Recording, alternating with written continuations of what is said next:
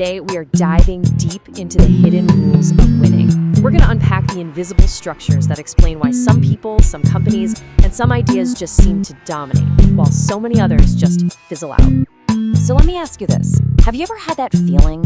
You turn on the radio, you open your favorite streaming app, and it's like the same handful of artists are on top all the time? It's a super common feeling, and it's actually the perfect doorway into a much, much bigger idea about how our world is really put together. So to really get this, we're going to start by looking at an industry where it feels like a few key players are holding all the cards.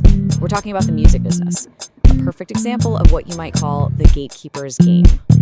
Now, experts have a specific word for this kind of power structure. It's called an oligopoly.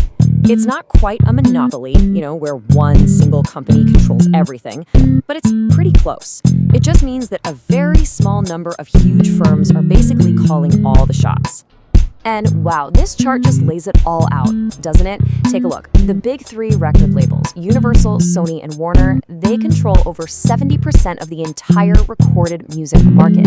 That is a staggering concentration of power, and it is the textbook definition of an oligopoly in the wild. Now, a lot of us thought the internet was going to blow this all up, right? That it would finally democratize everything and let any talented artist become a star. But what experts found is that the power didn't really disappear. It just changed shape. The new gatekeepers are now the giant streaming platforms and, more importantly, the secret algorithms that decide what you and I hear next. So the game changed, but the power structure, pretty much the same. But here's where it gets really interesting. This pattern isn't just about music.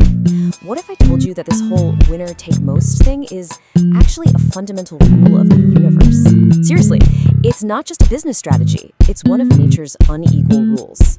So this is what scientists call a power law distribution. And once you see it, you start seeing it everywhere. A tiny number of earthquakes cause most of the destruction. A few big cities have most of the country's population. And yeah, a very small number of people hold most of the world's wealth. It's this natural, powerful pull towards unequal results. And you've probably heard of this power law by another name, the Pareto principle. Maybe you know it as the 80-20 rule. And it applies perfectly to creative fields. Something like 80% of all the fame, all the revenue in music goes to just 20% of the artists.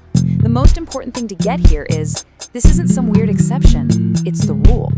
Now, it's really tempting to look at this and think it's all part of some evil corporate plan. But evolutionary biologists will tell you that dominance hierarchies are actually incredibly common.